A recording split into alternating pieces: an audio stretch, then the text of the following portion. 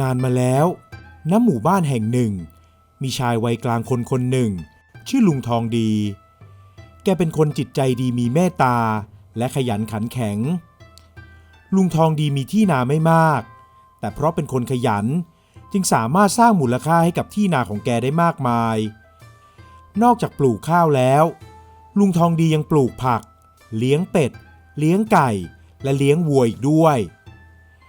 เมื่อลุงทองดีสามารถสร้างผลผลิตจากไร่นาและสัตว์เลี้ยงได้มากแกก็นำผลผลิตไปขายในตลาดทำให้ลุงทองดีมีเงินไว้ใช้กินใช้สอยอย่างไม่ขาดมือแถมยังมีเงินเอาไว้เก็บอีกด้วยเมื่อเงินเหลือจากส่วนพวกนี้ลุงทองดีก็มักจะนำเงินไปบริจาคให้กับวัดและผู้ยากไร้อยู่อย่างสม่ำเสมอวันหนึ่งมีผัวเมียคู่หนึ่งซึ่งเป็นญาติห่างๆของเมียลุงทองดีได้เดินทางมาเยี่ยมลุงทองดีและเมียจากนั้นก็ออกปากขอหยิบยืมเงินลุงทองดีจำนวนหนึ่งโดยทั้งสองอ้างว่าปีที่ผ่านมานั้นเกิดฝนแล้งมากทำให้พวกเขาไม่สามารถปลูกข้าวเอาไปขายได้จึงต้องอยู่อย่างอดๆอยากๆแล้วแบกหน้ามาขอยืมเงินลุงทองดีเพื่อนำไปเป็นทุนในการเริ่มต้นเพาะปลูกในฤดูกาลใหม่ที่กำลังจะมาถึงด้วยความเป็นคนที่มีจิตใจดีเป็นทุนเดิมอยู่แล้วเมื่อได้ฟังเรื่องราวอันน่าสงสารจากญาติของเมียลุงทองดีจึงยินดีนำเงินจำนวนไม่น้อยมาให้กับญาติของเมียได้หยิบยืมเพื่อนำไปทำทุนก่อนฝ่ายสองผัวเมียพอได้เงินมาก็ยกมือไหว้ลุงอย่างอ่อนน้อมพูดจาอ่อนหวานขอบอกขอบใจลุงทองดีกับเมียเสียยกใหญ่ทั้งสองยกยอให้ลุงทองดีเปรียบเสมือนพ่อพระเหมือนเทวดาเดินดินที่มาโปรดให้พวกเขาได้พ้นจากความทุกข์ยากเดือดร้อนจากนั้นทั้งสองก็ล่ำลากลับหมู่บ้านของตนเองลุงทองดีกับเมียก็รู้สึกอิ่มอกอิ่มใจที่ได้ช่วยเหลือญาติที่กำลังเดือดร้อนเวลาผ่านไปจากวันกลายเป็นเดือนจากเดือนกลายเป็นปีจากปีกลายเป็น3 ปีก็ยังไม่มีทีท่าว่าทั้งสองจะนำเงินมาคืนเสียทีเมียของลุงทองดีจึงเห็นว่าถึงเวลาแล้วที่จะต้องไปทวงเงินคืนจึงบอกกับลุงว่านางจะเดินทางไปบ้านของญาติด้วยตัวเองแต่ลุงทองดีเห็นว่าเป็นระยะทางที่ไกลต้องพักค้างอ้างแรมกลางป่าก่อนจะไปถึงหมู่บ้านของญาติคู่นั้นลุงจึงบอกกับเมียว่าลุงจะเป็นคนไปทวงเงินด้วยตัวเองและให้เมียรออยู่ที่บ้านเมื่อตัดสินใจอย่างนั้นเมียของลุงก็ได้ห่อข้าวปลาอาหารให้ลุงใส่ย่ามติดตัวไปด้วย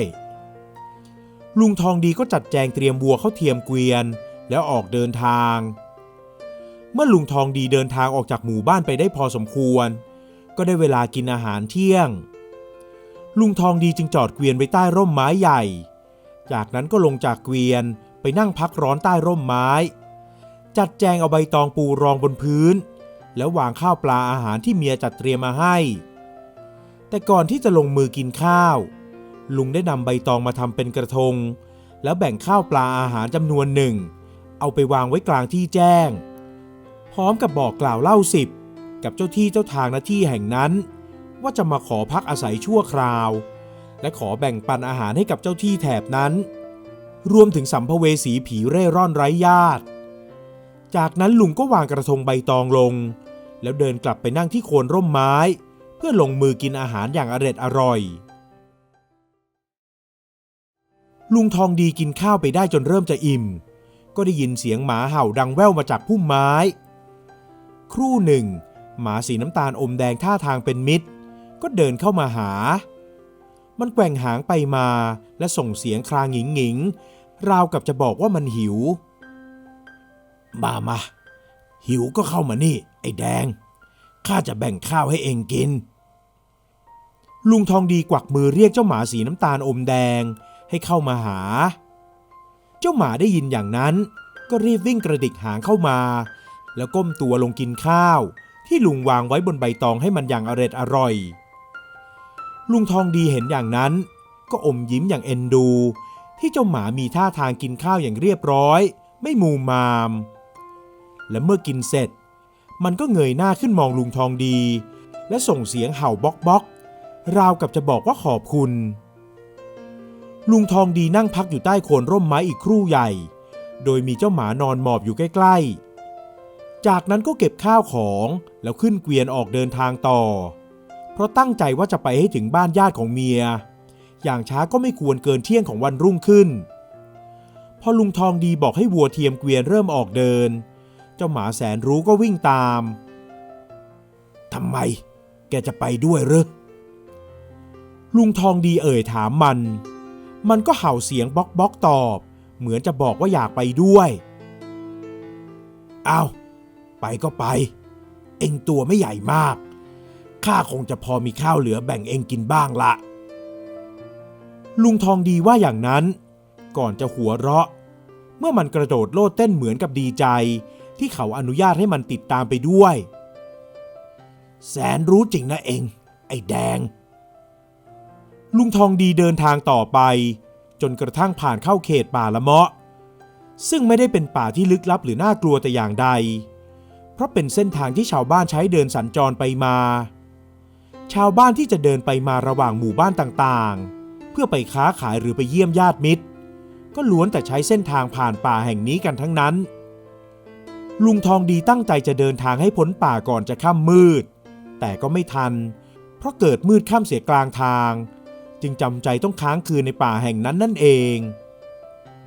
ลุงทองดีจอดเกวียนแล้วก่อกองไฟเล็กๆเอาไว้ให้วัวกับเจ้าหมาแดงแสนรู้จากนั้นก็ลงมือกินข้าวโดยไม่ลืมแบ่งให้เจ้าที่เจ้าทางสัมภเวสีผีเร่ร่อนและเจ้าหมาแสนฉลาดอีกด้วยจากนั้นก็ขึ้นไปนอนบนเกวียนค่ำคืนผ่านไปอย่างปกติสุขไม่มีเรื่องใดๆมารบกวนลุงทองดีเลยตลอดทั้งคืนนั่นก็เป็นเพราะลุงทองดีเป็นคนดีมีสัมมาคารวะเจ้าที่เจ้าทางก็ชื่นชมอีกทั้งมีสัมภเวสีตนหนึ่งที่ได้กินข้าวที่ลุงทองดีแบ่งให้แอบติดตามลุงมาเพราะต้องการจะตอบแทนบุญคุณของลุงทองดีรุ่งเช้าลุงทองดีก็รีบออกเดินทางแต่เช้าโดยมีเจ้าแดงวิ่งตามไปตลอดทางจนเกือบเที่ยงก็มาถึงบ้านของสองผัวเมียที่หยิบยืมเงินมาร่วม3 ปีพอ2 คนนั้นเห็นหน้าลุงทองดีก็ตกใจเป็นอันมากเพราะไม่ได้คิดจะคืนเงินให้ลุงแต่แรกแล้วพวกเขาตั้งใจจะยืมแล้วทำเป็นเงียบไปเสียเพราะโมเมคิดไปเองว่าไหนๆก็เป็นญาติเกี่ยวดองกันแล้วเงินทองก็คงไม่ต้องคืนก็ได้แม้ตอนนี้ทั้งสองจะมีเงินมากพอที่จะคืนแล้วก็ตามอ้าวพี่ทองดีลมอะไรหอบมาถึงที่นี่ได้ล่ะนางสำลีญาติของเมียลุงทองดีรีบเอ่ยปากทักทายเมื่อเห็นลุงลงมาจากเกวียนก็จะมาทวงเงินคืนนะสิเห็นว่าหยิบยืมมาร่วม3 ปีแล้วอีกอย่างฉันก็ผ่านนาข้าวของเจ้า2 คนมาเห็นข้าวงอกงามดีก็คงจะพอมีทุนรอนตั้งตัวและเหลือเก็บกันได้บ้างแล้วสินะลุงทองดีว่าอย่างนั้นส่วน2 ผัวเมียก็หันมองหน้ากันแล้วก็รีบหันมาบอกกับลุงอ๋อเรื่องนี้นี่เองนี่ก็ร่วมปีแล้วพวกเจ้า2 คนคงเตรียมไว้ให้แล้วใช่ไหมลุงทองดีเอ่ยถามทั้ง2 คนจะบอกว่าไม่มีก็ไม่ได้เพราะที่คอก็ใส่สร้อยทองคำเส้นใหญ่กันทั้งคู่หากบอกว่าไม่มีลุงทองดีก็คงจะรู้แน่ว่าพวกเขาโกหกในกลองฝ่ายผัวเลยรีบออกปากอ๋อพี่ช่วยพักบ้านฉันสักคืน2 คืนก่อนได้ไหมล่ะพอดีฉัน2 คนเตรียมเงินไว้แล้วน่ะแต่ญาติฉันมายืมต่อไปอีกเดี๋ยวฉันจะรีบไปทวงกลับคืนมาให้ก็แล้วกันนะแต่ในบ้านไม่ค่อยสะดวกรับแขกเท่าไหร่เพราะฉัน2 คนกำลังให้ช่างมาซ่อมแซมบ้านพี่ทองดีคงต้องไปนอนที่กระท่อมใกล้ๆกับยุ้งข้าวจะได้ไหมได้ข้าไม่มีปัญหาข้าจะได้นอนใกล้ๆวัวเทียมเกวียน2 ตัวของข้าด้วยลุงทองดีตอบรับคำของนายกลองจากนั้น2 ผัวเมียก็คิดแผนการร้ายๆออกมาเพราะทั้ง2ไม่คิดจะคืนเงินตั้งแต่แรกเลยกะจะลอบทำร้ายให้ลุงทองดีเจ็บป่วยหรือตายจะได้กลายเป็นหนี้ศูนย์เย็นวันนั้นทั้ง2 คนจึงนำสำรับอาหารมาส่งให้ลุงทองดีได้กิน และบอกว่าพวกเขาจะไม่อยู่บ้าน2 วันเพราะจะออกไปทวงเงินญาติทั้งสองแอบใส่ยาพิษเอาไว้ด้วยหวังจะให้ลุงทองดีตายจะได้ไม่ต้องใช้หนี้แต่พอลุงทองดีจะกินข้าวก็ปรากฏว่าเจ้าแดงหมาแสนรู้กระโดดชนสำรับกับข้าวจนหกหมดลุงทองดีไม่ได้คิดโกรธเคืองเจ้าแดงเพราะอาหารที่เมียเตรียมมาไว้ให้ซึ่งเป็นเนื้อเค็มกับปลาเค็มทอดและน้ำพริกแห้งก็ยังมีเหลืออยู่เขาจึงกินข้าวกับเนื้อเค็มทอดแทนเอ็งก็ต้องกินข้าวแห้งๆแบบข้าเหมือนกันนะไอ้แดงเขาอุตส่าห์ทำต้มยำปลามาให้แต่เอ็งดันทำชามแกงหกเสียหมดลุงบอกกับหมาแสนรู้แล้วแบ่งข้าวสวยกับเนื้อเค็มให้มันกินรุ่งเช้า2 ผัวเมียรีบแอบมาดูที่กระท่อมใกล้กับยุ้งข้าวเพราะคิดว่าลุงทองดีคงจะนอนเจ็บปางตายหายใจพะงาบแต่ทั้งสองก็ต้องรู้สึกผิดคาดเพราะลุงทองดียังคงแข็งแรงเหมือนปกติเอาไงดีพี่มันยังไม่ตายนางสำลีเอ่ยถามผัวเอางี้คืนนี้เราจะใช้แผน2จัดการกับไอ้แก่หนังเหนียวคนนี้อีกทีดูซิว่ามันจะรอดไหมในกลองเอ่ยพร้อมกับรอยยิ้มที่เหี้ยมเกรียมคืนนั้นในกลองได้แอบนำงูเห่าไปปล่อยไว้ที่กระท่อมของลุงทองดีเพื่อหวังให้ลุงทองดีโดนงูเห่ากัดตายแต่เจ้าแดงหมาแสนรู้ก็สามารถช่วยชีวิตลุงทองดีไว้ได้อีกครั้งมันจัดการกัดงูเห่าเสียจนตายโดยที่ลุงทองดีไม่ได้รับอันตรายใดๆเลยทั้งสิ้นเช้าวันต่อมานางสำลีกับนายกลองก็รู้สึกตกใจเป็นอันมากที่ลุงทองดียังอยู่สบายดีไม่ได้ตายเพราะโดนงูกัดเหมือนที่ทั้งสองวางแผนเอาไว้เหลืออีกแค่วันเดียวเอายังไงดีพี่กลองนางสำลีเริ่มเป็นกังวลเพราะใกล้จะครบกำหนดที่จะต้องคืนเงินให้กับลุงทองดีแล้วแต่ลุงทองดีก็ดวงแข็งไม่ยอมตายเสียทีเดี๋ยวคืนนี้ข้าจะจัดการเองข้าจะแกล้งทำเป็นผีไปหลอกไอ้แก่นี่ให้ตกใจกลัวจนตายไปเลยดูสิว่ามันจะรอดได้อีกไหมในกลองคิดถึงแผนร้ายอีกแผนหนึ่งที่เพิ่งคิดขึ้นมาสดๆร้อนๆตกดึกคืนนั้นในกลองก็แกล้งจุดกองไฟให้เกิดควันลอยคลุ้งไปทั่วจากนั้นก็แกล้งส่งเสียงหมาหอนอย่างโหยหวนเยือกเย็นเจ้าแดงได้ฟังก็ทำหูผึ่งแล้วรีบวิ่งเข้ามาใกล้ๆลุงทองดีทำไมเอ็งกลัวผีเหรอไอ้แดงลุงทองดีเห็นท่าทางของหมาแสนรู้ก็เอ่ยถามมันแล้วหัวเราะชอบใจไม่ต้องกลัวนะลุงลูบหัวมันแล้วเอ่ยปลอบก่อนจะสะดุ้งตกใจเมื่อได้ยินเสียงดังโครมที่หลังกระท่อมจากนั้นก็ตามมาด้วยเสียงร้องโหยหวนเหมือนคนที่กำลังหวาดกลัวอย่างที่สุดโอ้ยกลัวแล้วกลัวแล้วจ้าอย่ามาหลอกมาหลอนกันเลยจากนั้นเสียงนั้นก็หายไปพร้อมกับเสียงเหมือนคนวิ่งหนีจนสุดฝีเท้าลุงทองดีรีบออกมาที่ด้านหลังกระท่อมก็ไม่เห็นอะไรหรือเห็นใครนอกจากผ้าสีขาวผืนยาวๆผืนหนึ่งตกอยู่ตรงกันข้ามที่บ้านของนายกลองและนางสำลีตอนนี้นายกลองกำลังตัวสั่นงันงกพูดจาไม่รู้เรื่องผมเผ้าตั้งโดเดพี่กลองพี่เป็นอะไรไปนางสำลีเขย่าแขนสามีแล้วเอ่ยถามผีหลอกช่วยข้าด้วยผีหลอกฮะอะไรนะผีที่ไหนพอได้ยินคำว่าผีนางสำลีก็กระโดดตัวลอยโหยงเข้ามานั่งตัวติดกับผัวทันที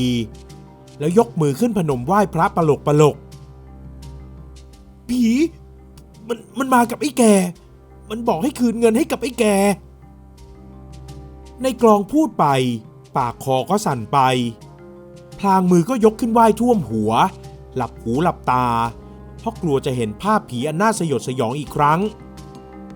ภาพใบหน้าเละๆลิ้นยาวจนถึงพื้นยังติดตาเขาอยู่ไม่หายฮะอะไรนะผี ผีมันบอกให้คืนเงินให้พี่ทองดีเหรอ นางสำลีถามย้ำใช่ไม่งั้นมันจะฆ่าเรา2 คนกลัวแล้วอย่าฆ่าฉันเลยฉันกลัวแล้วในกลองพูดแล้วก็ล้มตัวลงนอนเอาผ้าห่มมาคลุมโปงเอาไว้อย่างมิดชิดและตัวสั่นคล้ายคนเป็นไข้วันรุ่งขึ้นในกลองจับไข้ตัวสั่นพูดเพ้ออย่างไม่ได้สติและแม้จะไม่ได้เจอผีเข้ากับตัวเองแต่นางสำลีเมื่อได้ฟังที่ผัวพูดแล้วก็รู้สึกกลัวมากดังนั้นเมื่อลุงทองดีเดินทางมาทวงเงินเพราะครบกำหนด3 วันแล้วนางสำลีจึงยอมคืนเงินให้แต่โดยดีขอบใจนะที่คืนเงินให้ครบจำนวนข้าไปละลุงทองดีเอ่ยโดยไม่ได้ถามถึงในกลองเพราะคิดว่าเขาคงออกไปนาตั้งแต่เช้าหารู้ไม่ว่าในกลองแอบมองอยู่ในบ้านด้วยความหวาดกลัวจ้าไปดีมาดีนะพี่ทองดีนางสำลีรีบยกมือไหว้ลาจากนั้นลุงทองดีก็ขึ้นเกวียนและออกเดินทางกลับหมู่บ้านของตนเองด้วยความราบรื่นส่วนสัมภเวสีตนนั้นก็ตามมาส่งลุงทองดีที่ชายป่าจากนั้นก็ออกเร่ร่อนไปตามทางของมันต่อไปเพราะมันได้ตอบแทนบุญคุณข้าวปลาอาหารที่ลุงทองดีแบ่งปันให้มันแล้วส่วนเจ้าแดงหมาแสนรู้ก็ได้ไปอยู่ที่บ้านของลุงทองดีและเป็นหมาที่ซื่อสัตย์ต่อลุงทองดีกับเมียเป็นอันมากเรื่องของลุงทองดีนั้นก็เข้าทำนองที่ว่าคนเราหากเป็นคนดีมีจิตใจเมตตาไม่ว่าผีหรือเทวดาหรือแม้กระทั่งสัตว์เดรัจฉานก็ยังอยากจะคุ้มครองป้องกัน